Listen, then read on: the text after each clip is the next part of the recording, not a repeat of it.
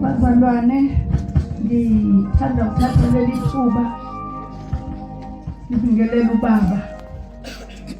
baba uBishop uChiliza,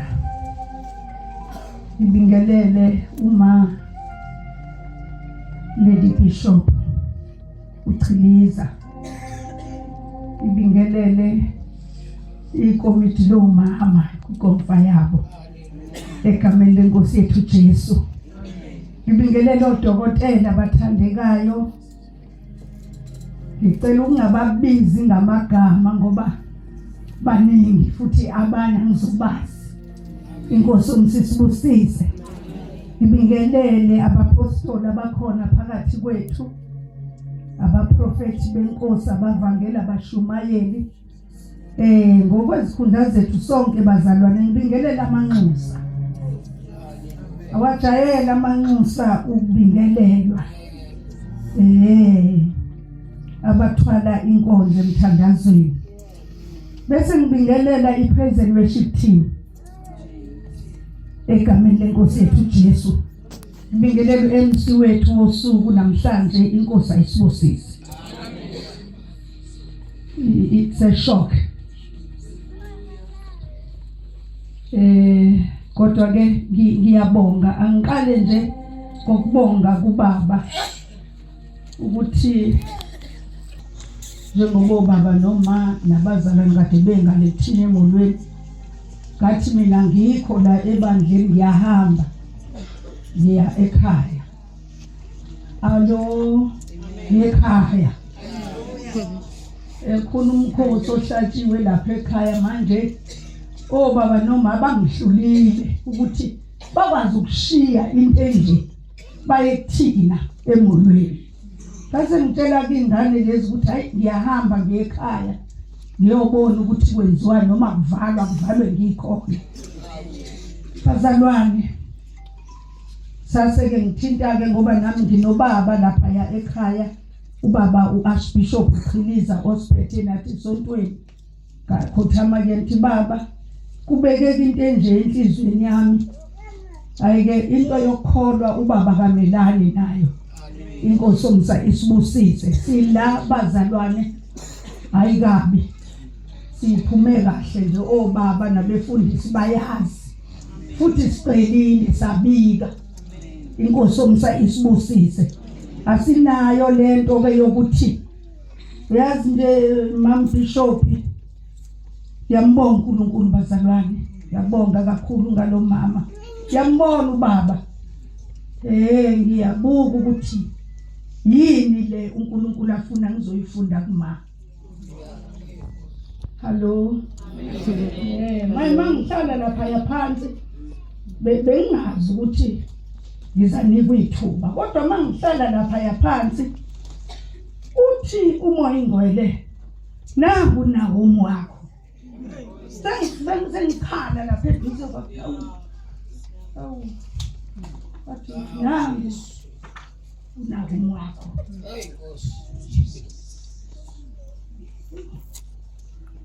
Nawomi ayibuki indlela kaRuth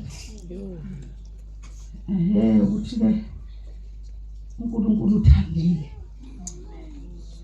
uthandile izozinamathelisa ezigqitini zikama inkosi yomsa isibusise usethi ke uNkulunkulu ayikho into eyinkinga njengokuba ube sendlini yami ungayazi purpose into emenze uRuth wakhona ukunamathela ukulandela ngokwaqalelwa mzala lo wathinta ukuthi ngizonamathela kululu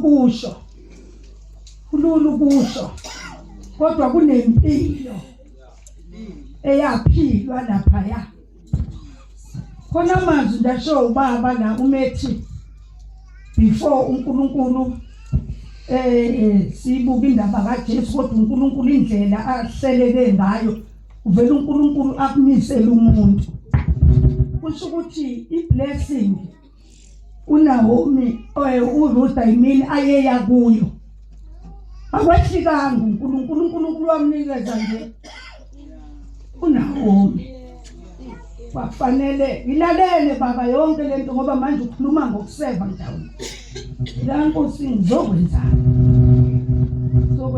ukutela ngepurpose ngoba uNkulunkulu akangibizela ukusonta abazalwane uRuth wayezoseva ikusonta wezoseva athola into eyayifihliwe yakhe ithubuswe kuNawomi sezwana bafowethu so ngizele nje into enjalo ngicabanga ukuthi yilonazwi engizokhuluma ngalo haleluya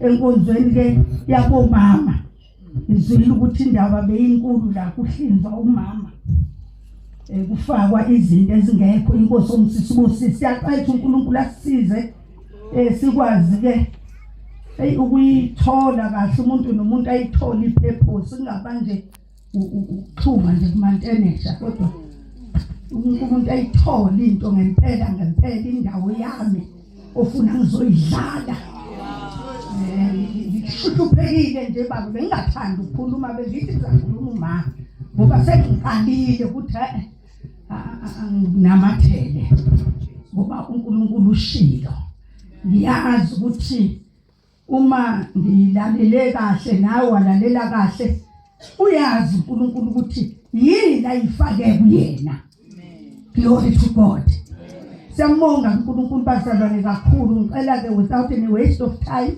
sidlulele ezwini kaNkulunkulu asivule yona incwadi kaRuth the book of Ruth chapter 1 ngiyumama uChiliza bazalwane ukuzethula kahle kubazene kanje abanye abangazi njengomama uChiliza lisemulweni lihamba nodokotela uzethi Ndunakazi nomfundisi ke uCH Dube ophethe iresearch eSaville uNdunakazi usiphathele iCliffdale inkosi yomsa isibusisi into icace sinyelele la siza kubaba nathi sesiyingane zala ekhaya sinyelele la umoya ngwele esitshela nje ukuthi hayi kwakungekona ukuxhumana nje nokusivakashisa ubaba noma kodwa ke yena uqonda umsebenzi wakhe inkosi yomsisibusisi kwafanele ke senze uhlelo simbone ubaba noma siyethula indaba inkosi isixoxa indaba enje silabazalwane ngokuphelele futhi asilandelwa amaphunga ukuthi futhi asilandelwa zimpi sezwana bafowethu akukho zimpi nje ezikhona asinankinga nje kusho uNkulunkulu kwafanele sikwenze kunje ngoba kunjalo inkosi yomsa isibusise ubaba noma sebe obaba abazali bethu kwelika moya injengani nina senabafowethu nodadewethu. Amen. Ngamanyama masivela asivakashile impela nje. Sivakashile size kunina nakuNkulunkulu wenu. Lokhu enukudla la ikona nathi inkosi ebona ukuthi kusifanele sikudle. Ikona uzokwenza sikwazi ukuphila kulesikhathi ibandla elibhekene naso. Amen. Ake sifundeni ke the book of Ruth chapter 1.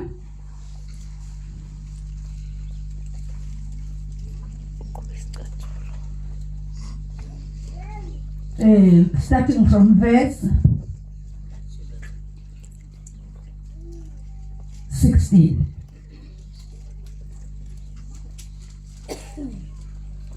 Kepha uRuth wathi ungangincengi ukuba ngikushiye ngibuye ngingakulandeli ngokuba lapho uyakhona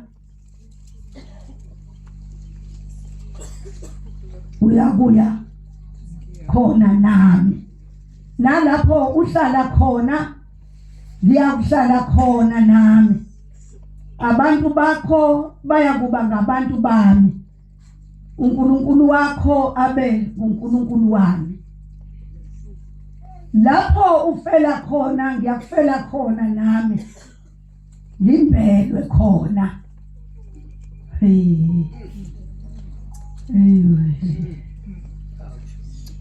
Ngokuba ngukufa kuphela okuyakusahlukanisa.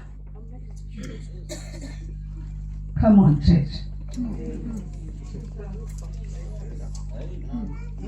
Holy Spirit. Lapho ufela khona ngiyakufela khona nami ngimbelwe khona.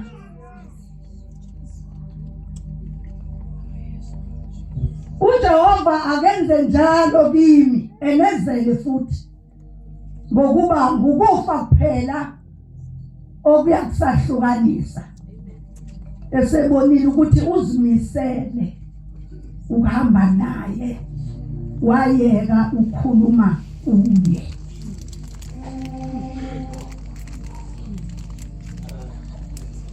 Sicela usithandazele Dokotela Ubaba uNdlela. Baba izwi lakho leli. Izwi lakho baba linguqobo. Siyabonga baba uthongcele emini. Ukuthi baba uzokhuluma kithi inhliziyo yakho. Izwi lakho baba liphilile. Izwi lakho linamandla, izwi lakho lingamandla. Izwi lakho fane kembe sikanhlangothi zombili. Baba egameni lika Jesu ligcobe nkosencela ukuncikazi yakho isamile. Babona amandla onke ithulile konke okubeka enhlizweni yakhe. ngoJesu Kristu ogcotshiwe. Amen. Amen. Lendaba bazalwane uNkulunkulu asisiza ngayo namhlanje iTestament elidala leli sithola le ndaba yalomzalwane uRuth indaba lesiyaziyo kaElimeleki nabona family yakhe nayo yonke le yanto eyenzeka kulomzalwane. Kodwa uma uzwa lamazwi lesi sibophezelo sika Ruth namhlanje sehla entabeni sibuyele emakhaya kuvuka amazwi akhulunywe uJesu ethi uma umuntu ethanda ukuze ethanda yena ethande ekhethile efungile enqumile ezimisela ukuza emva kwami makazidele nansi inkonzo la ilahleke khona. Inkonzo kaJesu ne-commitment ukuzidela. Inkosi yomsaka isibusise. uRuth labazalwane izwi lenkosi likhuluma kamnandi ukuthi wagana indodana kaNawomi, izinto zahamba kahle. Othe eduzane zashintsha izinto, yafi indoda yakhe abeze ngaye emshadweni. Inkosi omsisibusise. Uma efa umkhwenyana kaRuth, siyayazi indaba kaOpha, ngengathanda ukungena kuOpha, mina ngikhuluma ngomuntu oqhubekayo. Inkosi omsisibusise. uRuth bazalwane, lithi izwi lenkosi, ungakushaya isikhathi la uNawomi ehlala nabo phansi lamakhosikazi noma lamantombazane amabili ukuthi ke isimo esesibhekene naso sesibiza ukuba sihlukane ngoba okwakusihlanganisile kwafa. Come on, church. Kanti uRuth ngoba indaba yokuzikhomitha kuNkulunkulu ingaphakathi enhlizweni, ayibonwa abantu. uRuth bazalwane usedlulile ezintweni ezifile. Usefuna uNkulunkulu walonkosikazi. uNkulunkulu uyaphila uNawomi. Ayibonge inkosi. Uma uNawomi ebanikeza iplatform, ebavulela iplatform yokuthi hayi sengadecide naniyikhethele nivele nibuyele emakini nakoNkulunkulu benu, uzwakala lo wesifazane ethi hayi mina kunesinqumo engisenzile. Wena ungitshela ngey'nto zami ezifile, mina kuwe ngizothi la uyakhona ngiyakhona. Lalela la, uRuth akezanga kuNawomi, wayeze umuntu owafa usefile owakubuka kwamehlo abantu, kodwa uNawomi usedlulile, ey'ntweni ezibuye zife, usebambe ngaphi. Lithi iBhayibhili akhuluma inkinga, athi la uyakhona ngiyakhona, la uyakhona ngiyakhona. Sezwana lento uyikhuluma nje kunesimo bafowethu, kuphela indlala makufika kuphela isinkwa. Umoyingcwele mangihleli lapho bakubhishop mambishop uthi indlela kaRuth ayibanga lula, indlela kaRuth ayibanga mnandi. Isihloko kuchapter 2 sizwa kuthi uyakhothoza, uyakhothoza, ufuna into ongathi ayikho, futhi lento ayifuna yakwaziwa noma uyayithola nini, futhi angayazi noma ibekwe, kodwa bona unqunyelwe ndindawo la ukuthi ke la kona uzakhothoza, uqinisele ubekezela khona izinto azoyithola.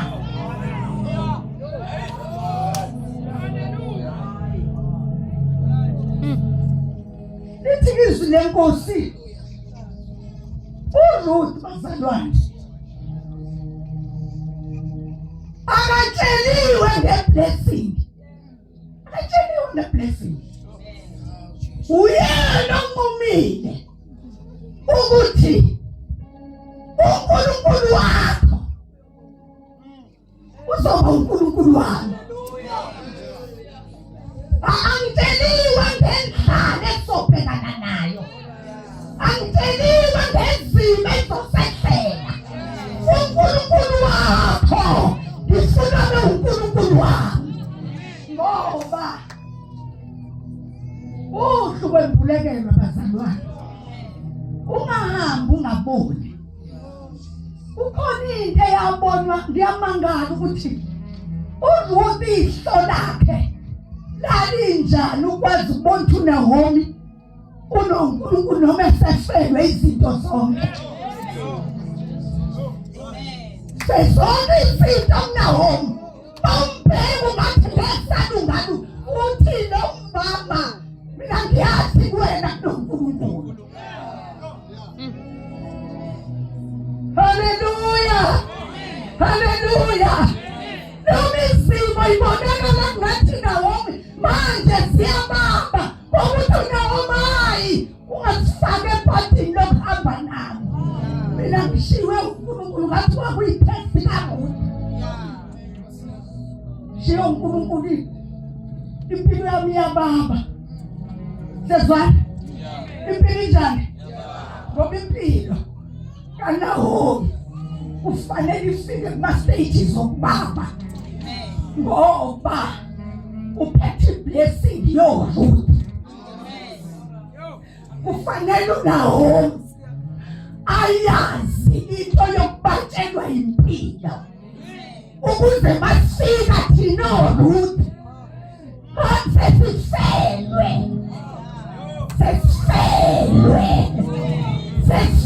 bafowethu, sesifelwe sifika kuyena sinomunyo. Abanye bafika ngama-1 umntwana wokomoya ufile.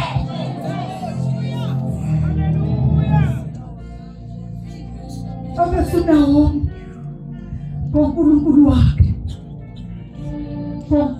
wakhe, inkosi omsesibusisi ngifuna ukuthi bazalwane into efunwa uNkulunkulu kwakufanele uRuth afunde nje ukubamba izwi likaNawomi. Izwi likaNawomi alandele izinyathelweni. Ukulandela ukuba ngemuva. Ngihlenda phaya phansi ngithi Nkosi ingakhona indlela yokuba ngibizi ngomphostoli ngoba manje ngiyezwa ukuthi ngifuna ukulandela. Ngiyezwa ingakhona indlela yokuba angibize ngegama ngoba ulethelwe indodakazi. Uma sekwa umphostoli bakubishop kuye lento uNkulunkulu afuna ukuyenza.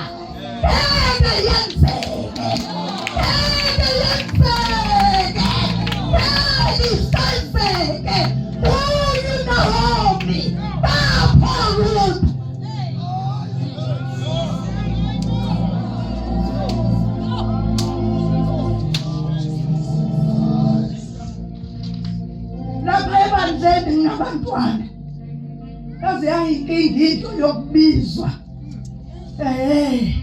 Ubizwe uthenjwe uNkulunkulu akunika igama. Yena uNkulunkulu ngoba imnandi mawunikwa uNkulunkulu aligcini ngoba khona amagama agcina abantu bafe. Ayibonge inkosi. Manje ngiyazabalaza ababhishopi ithi Nkosi njengoba ngiyaqondisa isikathula sezwana ngidengane ababhishopi ezingqobisa isikathula ezingibopha ibhande zithi ma ngofundisa wena-ke manje kusho ukuthi wena uzafunda ukuguqa isikhathi esikamambhishopi ngoba khonto ifunaye kuye. Haleluya. Uzafunda ukubophe ikathula zakhe uzashintsha impilo. Lento bazalwana ithola kuqala ebawibambi uwe.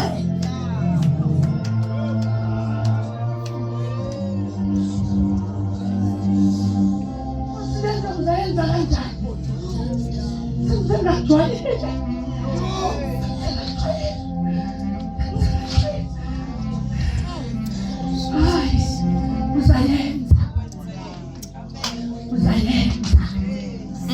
Uzayenza. Lethe ngoba ngiyazi ukuthi uzaba namandla okuyenza. Inkosi omsisibusise. Uma ukhuluma ngamanzi nathi oRuth basenkonzweni uma wethu bakuzizwe ububone ko-TV bemphephethe uQueen wanaba bari bemphephetha. SinoQueen bafowethu noQueen ukuze siyithole lento kuye. Hayi kuzosibiza.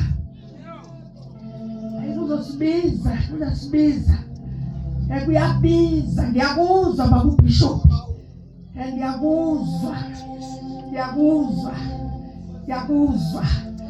uNkulunkulu wakho ifuna be uNkulunkulu wakho. Hallelujah. Hallelujah. Manje ke kusho ukuthi leyo commitment lithi ledlule khona. Yo.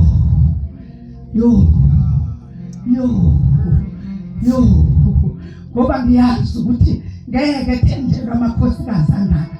Ngeke thenjelwa abantu abangaka engaphekwanga. Khona amabhodwa afakwe kuwo wapasa ngo distinction. Mhlambe mina ngifuna kusheshe kucishwe sengizwa kushisa. Ngokulento benza abela ekhona uNawomi wethu. Hallelujah. Akawafunanga ama-shortcut.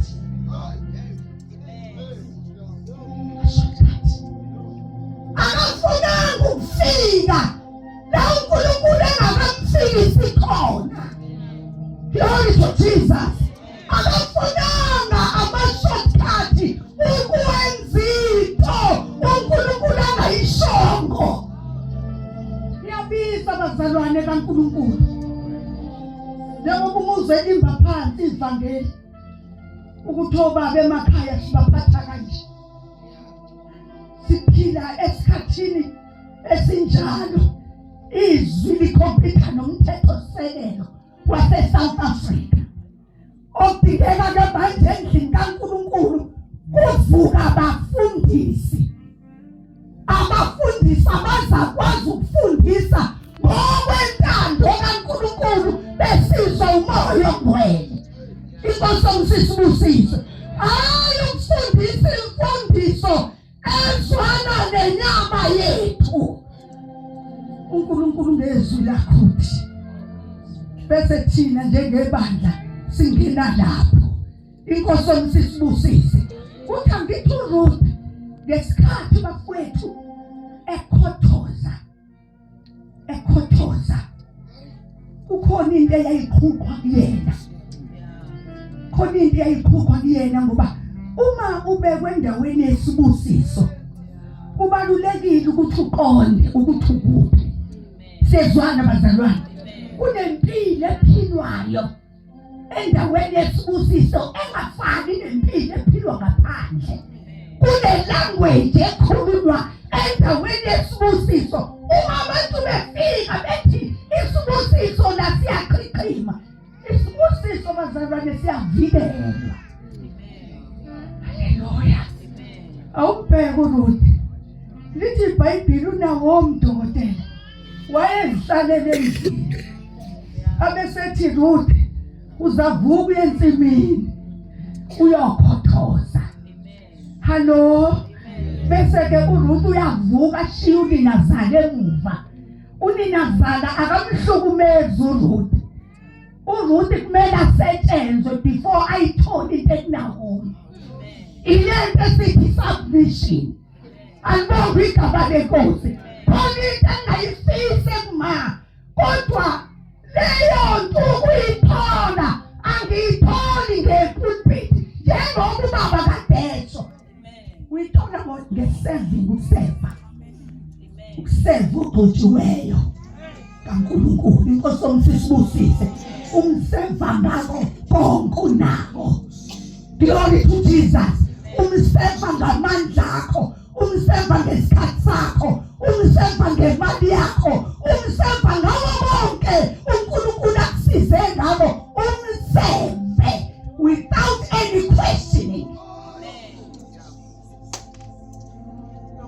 Serving. Hallelujah. Without any buzilutho. Awubuzilutho. Ngina ukuthuthumela kuleli izwi uNkulunkulu alikhulumayo ngoba laba bazalwane kusetshenzwa inhliziyo. When it comes to ukuseva usuke kudilwa ne-heart attitude. Heart attitude indlela inhliziyo yakho ngoba ungagcwala. Sigcwale sibe baningi heart attitude wakheke kanjani. Inkosi omsisibusise. iBhayibheli lithi uPaul uNkulunkulu embiza. uNkulunkulu ukhuluma noAnaniya. Uyabona uNkulunkulu ukhuluma noAnaniya uPaul akazi. Noma ngani khululwe noma ngingazi benobaba. Ngoba balobele ngobemkholo okhulumayo. Hallelujah. uPaul uthi moyingwele kuAnaniya lalela. Kunesebenzisa ngoba uNkulunkulu mengibuka usebuka isebenza hayi lo namalabukeli bekhuluma ngayo. uNkulunkulu usebuka lento abeyikhulume ngolethu vele abona umprofeti usabhibhile. Yeah. Sure. Hallelujah. Amen. Uthi uJesu ngomona wakhe Ananiya. Unenqaku yami laphaya. Ethandaza uphuphuya kuyona. Igama la uSawuli uthi uAnaniya ngeke. Baba lo muntu umzwile ukuthi uhambe ezingena amakholwa echitha ngebandla lapho. Uthi uJesu ayisengidlulile lapho. Sengidlulile lapho. Usefika kwi-purpose lo muntu. Come on. Usefika kwi-purpose ziyeke into zakhe ey'ndala ozwile ngazo. Lowo isitha sami. Hallelujah. Isitha sami sokuphatha igama lami phambi kwabezizwe. Nguye kuyo ufika umkhulekele. Umkhulekele ukuba amehlo avuleke ngoba uPaul wayedinga umkhono moya kaNkulunkulu ingako uAnaniya ekwazi ukuxoxa noJesu ngoba i-connection yabo spiritual. Yayigudi.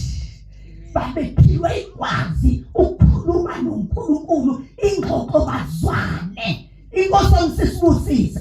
Umafika uAnaniya uPaul lithi iBhayibheli wamkhulekela wathi Sawuli ngakuka uNkulunkulu uJesu ngithumile ukuba ngibeke izandla zami phezu kwakho bese ngiyakhulekela ubone.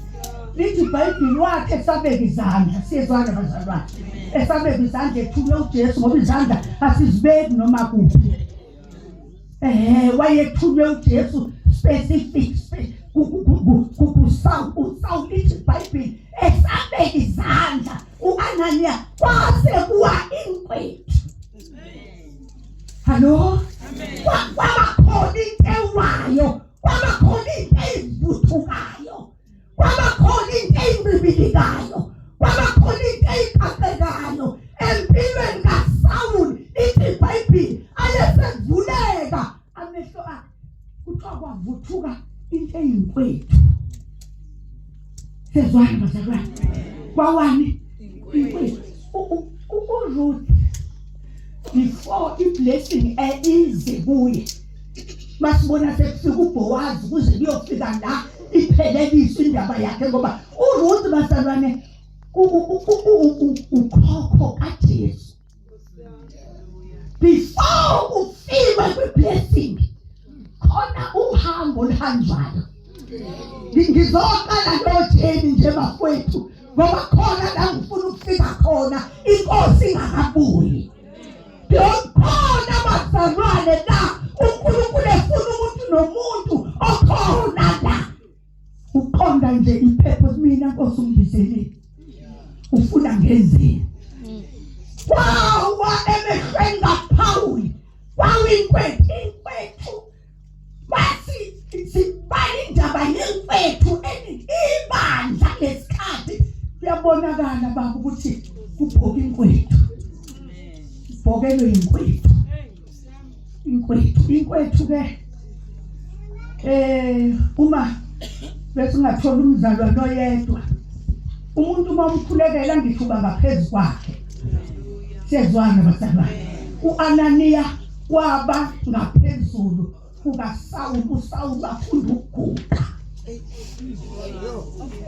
For the very first time efunda ukuguqela umuntu. Weguqela uJesu phela kuhlangana. Umbani wamshaya walahleka phansi kuJesu. Wesethi uJesu cha angisebenzi kanjalo.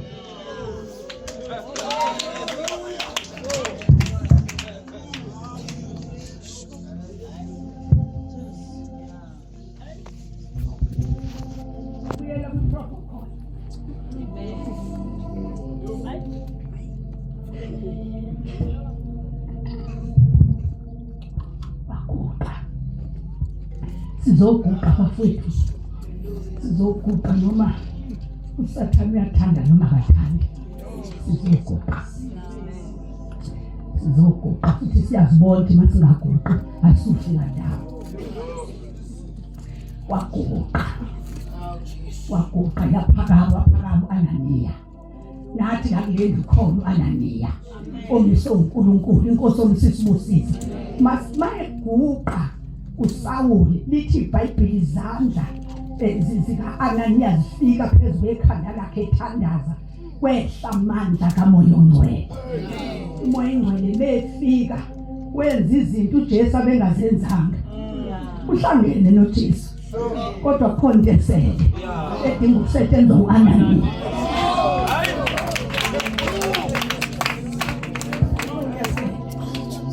Ngeke usho ukuthi ngathola uJesu esitimeleni. Ngeke usho ukuthi mina ngamthola ku-open air right. Siyamdinga uAnaniya.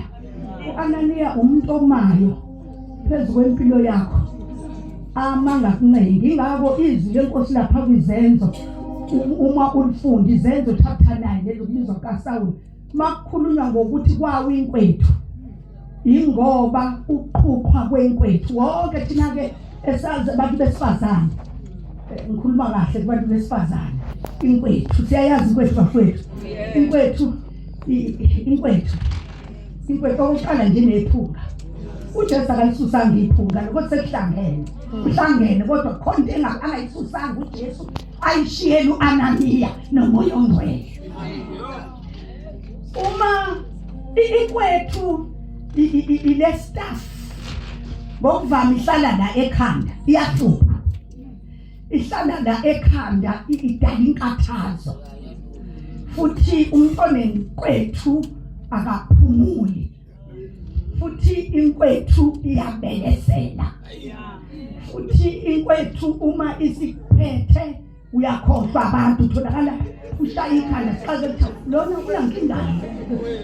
Ubhoke iyakhuluma nomnikazi wayo. Inomsindi ile language eyenza kulowo nayo. Ayikhisho nombani. Sezwana bazalwane. Izinto nezikuwe ngeke zikhisho nombani. Kuba nomuntu special okhethwayo uNkulunkulu uthi inkwethu yalo mama yokhisho bishop. Ngibona ngida ngizokhuphela. Ngoba ngeke ngibe khona bishop. Ngeke. Ngizoseva abantu ngizosebenza kunomsebenzi uNkulunkulu awubonile ukuthi kufanele upheleliswe. Ngihlangene noJesu. uJesu siyazana noMoya oNgcwele siyazana kakhulu. Kodwa khuluma ngenkwethu. Khuluma ngenkwethu bafowethu. Inkwethu ikhona lesikhathi kakhulu. Kwakukhona inkwethu nje kuSawuli. Yokudelela. Sawuli wangekuza umtheleli utho. Sawuli wayegcwele umoya wokulwa. Lomoya siyabizwa nawo baba. Siyabizwa nawe mqabethu. Ukuthiwa umpostoli.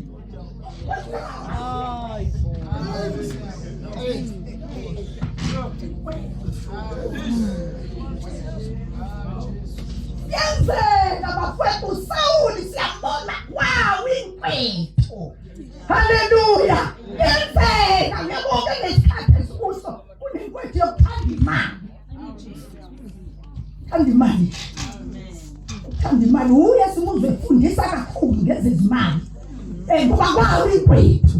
Ngoba ibandla ebhekene nalo elokufundiswa abantu abangaqhuqwanga inkwethu. Ingalo eyifuna imali eyifuna ngoba mayikhuphi ayifuna yena ayikhiphi. Yabo akayikhiphi ngalendlela yokuthi akakwazi ngishukuzwe ebandleni bakunomuntu olambile akezwa ngoba inkwethu kuyena isuswayo kodwa umoya wokufuna imali ukhona.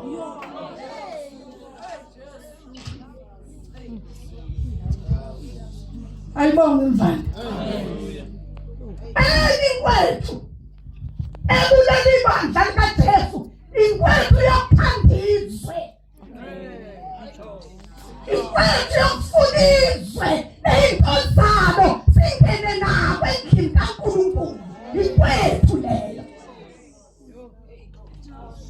umpostoli Paul njengoba ubaba kaDeso unzima bazalwane ukhotha njalo Paul Paul babeshiyela isibonelo siyezwana kunesikhathi samanje kudingeka ngibe isibonelo ngithenjwe uNkulunkulu Paul akasekho waqeda angikwazi ukuma ngempilo kaPaul kufanele ngigwala amandla kaNkulunkulu kaPaul ke bese abantu babona ubangiqhiliza ophilayo ayengakhothi umuntu ongekho ngoba bakuzabalula bathi kwakuyinto yaPaul betothandisa bethi lokungaphatheki yena ufundise kakhulu ekhuluma ngesubmission yangayiseven efundisa evusa abafundisi abancane njengoba sibaningi sila ekhaya ubaba esiphethe sabafundisa abancane efundisema bekhupha inkwethu baba haleluya baba siyabizwa inkwethu isale inkinga manje ibandla elibhekene nayo ukuthi abekho abao-Ananiya ngoba awukwazi ukukhupha abantu into nawo nayo awukwazi ukulikhuzizwe nawe lingakhishwanga ngeke uthi into iyisono ibibambe wena bakhona bathandekayo yonakho ingozi ibandla elibhekene nayo lo mzalwane lithi iBhayibheli wakhupha inkwethu yokuthandizwe wakhupha inkwethu yokuthi umzalwane ube nomoya wokudelela enomoya wokudelela uyo zakhuze ngishabahlubuki ngoba umhlubuki umuntu oshiya iqiniso elibone xa kuwukuthi unomoya wenkwethu engavumi ukusabmitha uma kuzokhishwa inkwethu abantu abakuhlala phansi esaluni uhlaliswa phansi ubekele isituli bese lozokhupha inkwethu aphathe igama sinayeke la ikhaya uAnaniya nanti igama hey haleluya leli gama bazalwane inkinga yalo lapha ya ekhuphani kwenkwethu uyancika ekuthini ukhupha umuntu onjani kuningi manje sokufunda kuningi yancika ukuthi ukhupha ukhona umuntu okhupha uzuzu ufike la uthongo iyona yinkwethulwa nayo kodwa isandla sakho ugentle ukhayindi uyakuncenga akakulimazi kanti khona odawa wawulethela ikhanda elibole kanje avele alwe nayo bese uphuka ukuthi ngeke ngisayi kolungisa ikhanda kanti akunankinga kulungiseni ikhanda ube neshwa lokuqondana nomuntu ongenayo inhliziyo yokubekezelela inkwethu yakho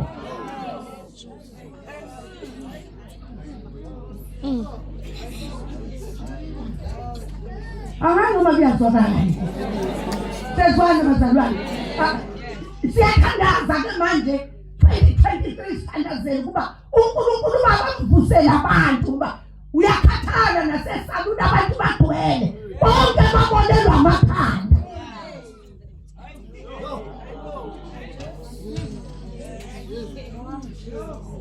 amasaluni ngadaba makakhelani kube khona kodwa ufika abantu bewujenga kule yodwa izoshaya ujenga yini imfihlo ngesaloni ubathole nje lapha kuthe gwa kuze kubanga ukuthi uthatha abantu bami kanti cha isandla isimpatho noma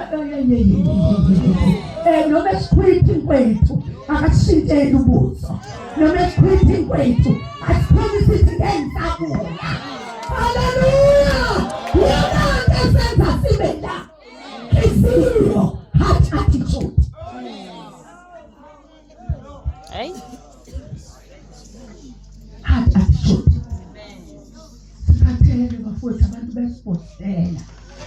yabona umuntu abhuse ngoqobo umncenge ngalo yoncenga ngithi akasondele kuwena akusondele ngokugcotshiwe. Siyabonga baba, siyabonga thina ushiye simangele emolweni ukuzithoba okungaka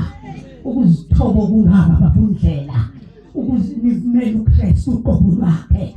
Uba uBishop wathi angazi ukuthi ensukwini zami zokudala uNkulunkulu umbonelele kanjani. Kwaze kwanzima ukusema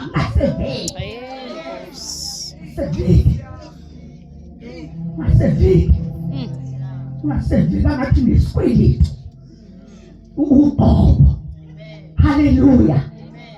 uPaul bazalwane bakhuluma ngenkwethu, khuluma ngoRuthi into okwakumele iphume kuyena ukuze athi bese accomplishile abese uyasibamba isibusiso. Ngoba mawususibamba bafowethu asigedi kusuke kweyesakho.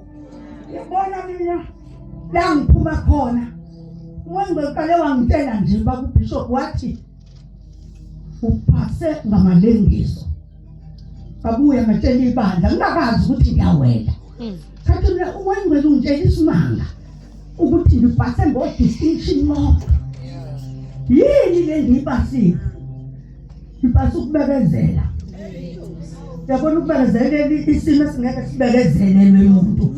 uNkulunkulu akwenzela umusa ukuthi ukwazi ukubekezela. Ukubekezela.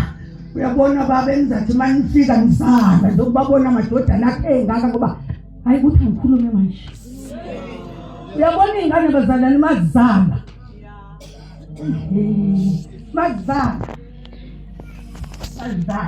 Ngale indoda eyodwa njengoba sibaningi singaka. Khona nokubanga. Ngikhuluma ngombango isona isingabonakali baba njengomona. Usizwa umoya kaNkulunkulu ukuthi ubone engane zakho ukuthi unomoya lo. Umona hayi ngoba ethanda ukuba nomona. Inkwethu ulethelwe wona umona. Kunokwenzeka umona njengoba sizalwa kuma families angafani, sakhuliswa ngendlela engafani. Lenzeka oma ekhaya bazikhethe ingane. Uthola ukuthi kunomzala lubiziwe kodwa akalitholanga uthando ngoba wazalwa abazali enyameni ababethethe. Ubefika la ekubona unako umpostoli ayikakhupheki lenkwethu. Nyamtha. So uNkulunkulu siyamthandaza, siyamcela ukuba kusize. Haleluya. Ukuba bazalwane sikholwe sazi ukuthi sonke sinenkwethu. Inkosi sisibusise. Noma ngabe siyaseva kodwa siyadinga ukusetshenzwa ukuze siphelele impawu zikaKristu zipheleliswe thina ngenxa yomsebenzi kaNkulunkulu. Ngithi uRuthi kwakumele kwakungathi uyakhothoza ngathi uyahlushwa. Wayengahlushwa khona inkwethu eyayikhishwa ngoba indawo ayeyakuyo yayingamdingi umuntu onenhliziyo kaRuthi endala. Khona into eyashintsha enhlizweni kaRuthi ekhothoza. Siyezwana bazalwane. uPaul uma ebekwizandla kusuka inkwethu inkosi yami kwasuka nenkwethu yokutetema. Ukutetema ibekiwe yona into kaNkulunkulu kodwa akakwazi ukuba nesibindi. Njengoba kubuzo Yesu ukuthi uyakhuleka benoma siyabela nathi uNkulunkulu basiza siyelelele. Impela mawuhamba ubushile thina ngoba yona purpose kaNkulunkulu. Haleluya. uPaul bazalwane akabanga nomoya awushiye koTimotheo noTitus, umoya wokutetema nomoya wokuncedeza nomoya wokukhetha abazalwane. Inkosi sisibusise lonke lonke uNkulunkulu wemethembele inkonzo enkulu njengoRuthi. Inkonzo enkulu angethembele yona kwethembele yona. Lokho yiko manje awubakabi uyinkinga wena kusasa ukuthi sakhothoza. Haleluya. Uruta sakhothoza kanawanga muntu kodwa seplesiwe sekhuphuka sibone sengena emshadweni umuntu oweza efelwe kwakufa indoda yavuka indoda sibone seshada into zethu sifikela bakwethu zifile. Haleluya. Sifile right zizovuka thina sicela umoya lokhothoza. Khothoza.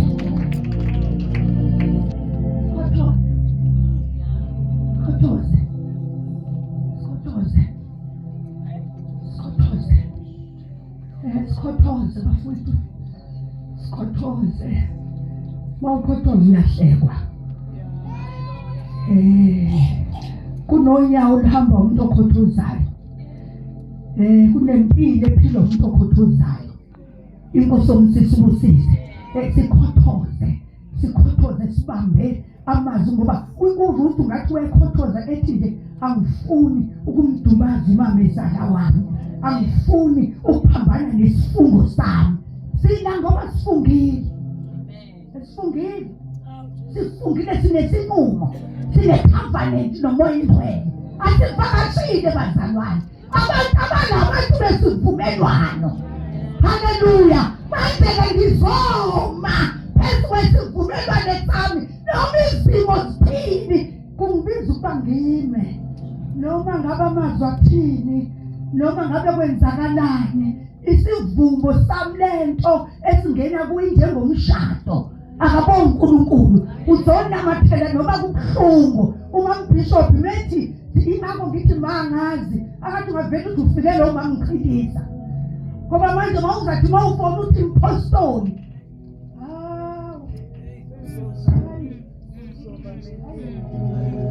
manje mawusho ukhuluma njengasenganeni yakho uthi kunomthandazo ushenganeni.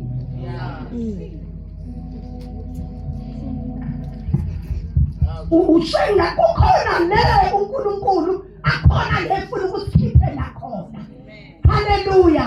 Ngiyazi ukuthi lezinto uNkulunkulu ayikhuluma sekwancenga abazalwane ngenxa ukuthi abazalwane balimala. Umpostoli Paul enye yenkwethu eyafa kuyena mhla ebekuzandla kufika umoya ingcwele yafa into yokuthi makhulunywa iqiniso limlimaze. Hello.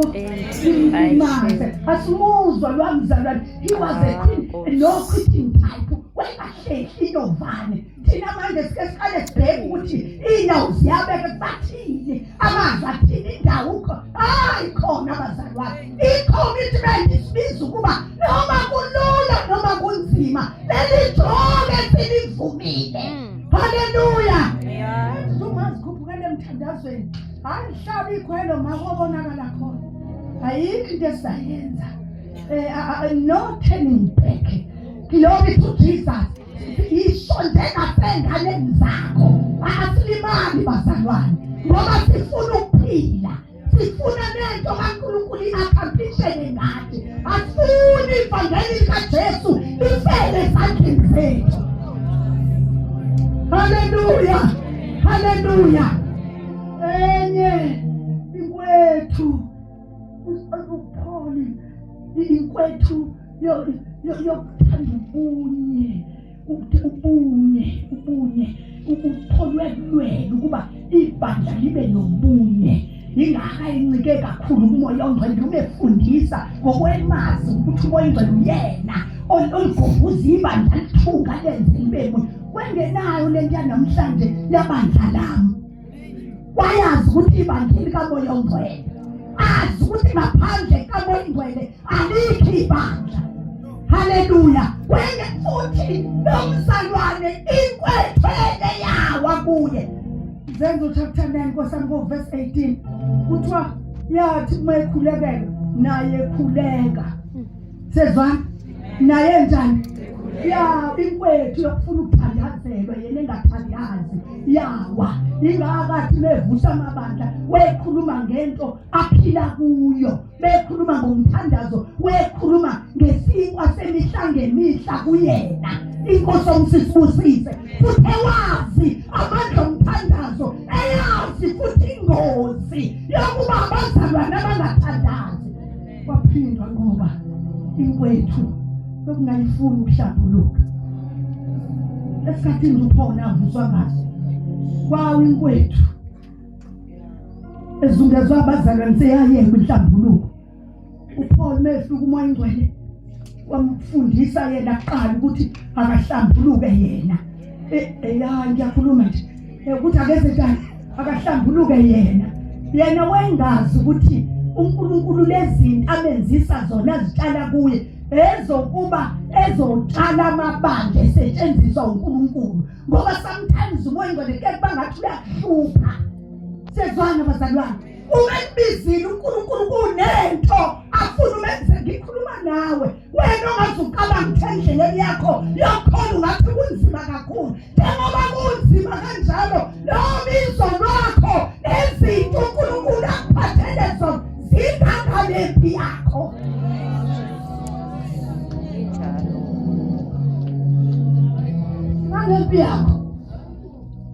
Zingalephi yakho. Kodwa umzalwane okalingwe sithi ayikhona.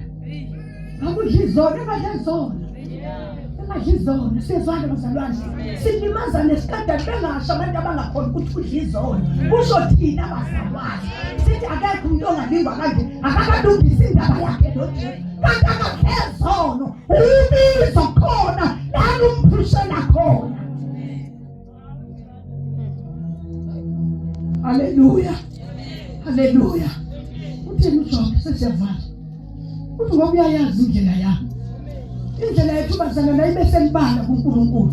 Hayi kubantu. Asibe transparent kuNkulunkulu. Eyinto uPaul ayiphasa. Ilahlekile lo nkonzo. Abantu bafuna ukuba bahle phambi kwabantu. Kodwa baqhubekela ukuba bahle phambi kaMoya ingcwele. Inkosi omsisibusise. Paul weshaya inkonzo yokuseva ukhonze unezibidi. Usathane ufuna ukuyibulala inkonzo ngoba isimo esibhekene naso ibandla liyazungezwa. Lizungezela ukuba kuhosha izinto ezingamaphilazi. Inkonzo ebengazi ukuthi indlu izamazana ibe weak. Sonke inhlambuluko. Sonke inhlambuluko. Kwathi labo kuhlanjuluka kubo bangabi naso isifuba. Iplan esesihogweni yonke lo. Ukuze ngizwile sekukhulunywa ngaye ematoilet. Kusho ukuthi angisayi kohlambuluka, sengizaya esihlahleni. Asibhalwanga isihlahla. Inhlambuluko iyona. Kodwa indlela owenza ngayo. Haleluya. Asibhalwanga isihlahla bazalwane. And la ekholweni kunama-stages. Kodwa isigaba ofika kusona ukwazi ukuhlambuluka. Ukhulume uNkulunkulu akuzwe nithethe indaba ize futhi nazi izinto esizihlambulukayo izisindo zazo azifani. Sezwana? Khona indaba edinga umkhokheli. Uyathanda uthanda. Kanti khona le ebelula othema uguqa phezulu eduze kombhede wathi mawinde uyinabisa umoya ingcwele wakusiza yagezeka. Khona othi uyayisusa ingashini. Idinga umuntu ayisihlahla. Ngoba isihlahla sikhuluma. Uma abantu belinganisa lo nkonzo la ukuthi uzabuza uma bangizohlambula ukuthi ukhipha isisu bekwenzekeni watheke manje uzokwenza umuntu obuzayo isihlahla sikubuza lo.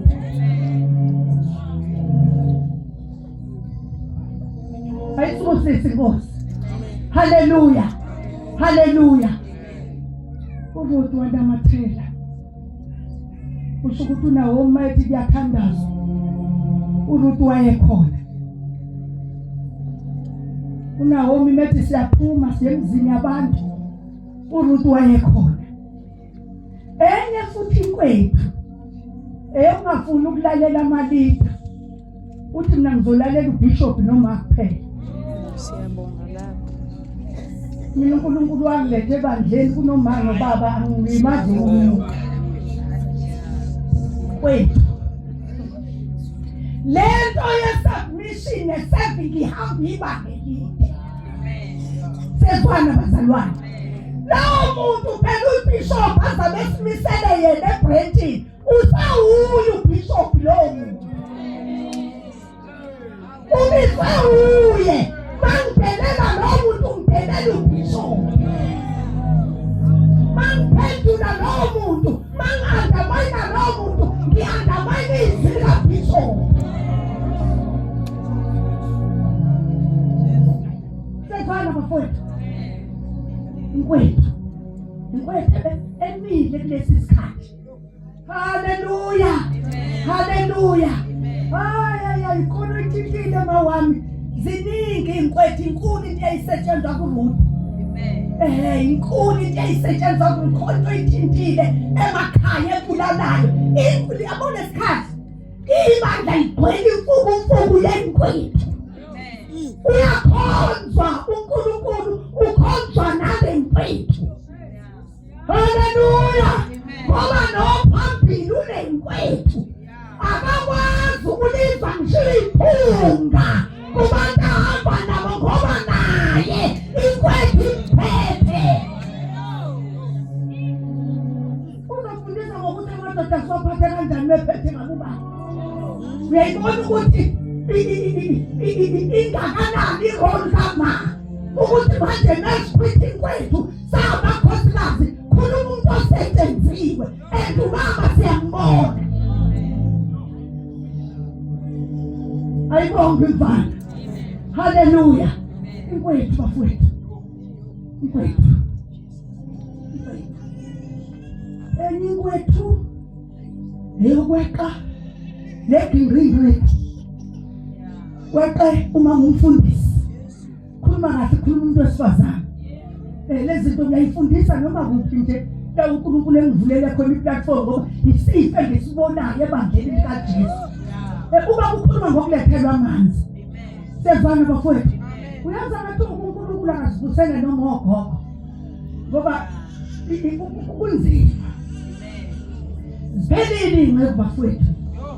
Ziphelile ingcebo zilethelwa amanzi. Zilethelwa amanzi. Zilethelwa amanzi. Ngesikhathi uNkulunkulu engivusa sengizohlala phansi. Ethi mntanami ibandla lami liyagula. Ngithi Nkosi ibandla ligula kanjani? Wathi ngidinga unesi. Unesi wokuphatha imijovo namaphilisi. Linyangwe ibandla lami likhona kodwa liyagula. Esinye sezifo bazalwane ukusetshenziswa kakhulu uNkulunkulu kodwa singagcwele kumoya sinaye kodwa singagcwele. Ukungagcwali kwenze uSathane siyajabula ke la ekhaya ukuthi ugqoka kahle. La kwamanye amabandla siyahamba ke thina bazalwane. Uthola ukuthi mhlambe intombazanyana igqoke isiketshane esiwuphikinini esingaka. Leso siketi mambishop amadoda asakwazi ukukhonza kahle xa kwesweti. Manje ngesikhathi inkosi ikhuluma nami ngithi lezi zinto mina Nkosi wathi hayi uyozikhuluma nje mina uNkulunkulu ngimina engiyoba ngizokwenza ngoba wendila nezifo ezisebandleni lami. Ukuba wemazalwane besigwele umoya ongcwele usho ukuthi singakanani isikete esasigqokwe lo wesifazane waseSamaria ingonyama yomndeni kaJuda iyohlangana naye bobabili emthonjeni.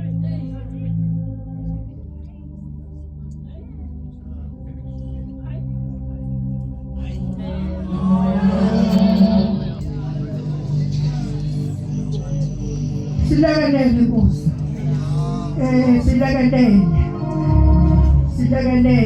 Silekelele. Uma ukuba indlela sikhuluma ngekwethu bafowethu, sikhuluma ngekwethu, sikhuluma ngokunamathela kuba wanamathela nomzalwane yakhupha yonke inkwethu kwese epasa wasibamba isibusiso sakhe bethu uNkulunkulu wakho ngifuna be uNkulunkulu wami noma kwambiza uthi baba emilela uthi lento uyikhokhela igazi.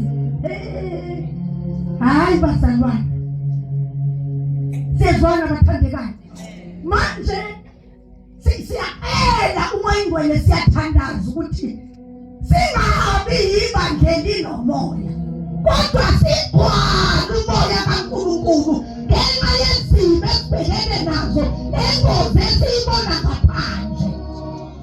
Kusho ukuthi kunesikhathi esikusona akasekho umuntu ongayoshumayela ephoyinti kwamanje uzosala khona ezitaladini zasephoyinti ngoba uzakufika behamba nje.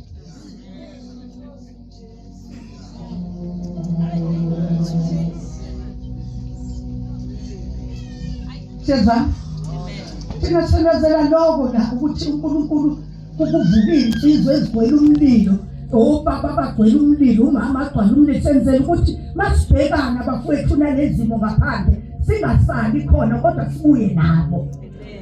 Sibuye nabo singadliwa yibona kodwa bathiwe yithina. Haleluya, haleluya.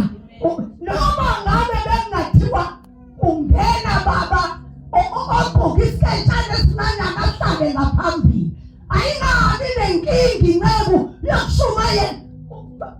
Bazalwane, angingaboni nina la ngaphandle. Hlala la ngaphakathi wena bakubeke kahle omama namadoda. Hlala la ngaphambili eduze komfundisi.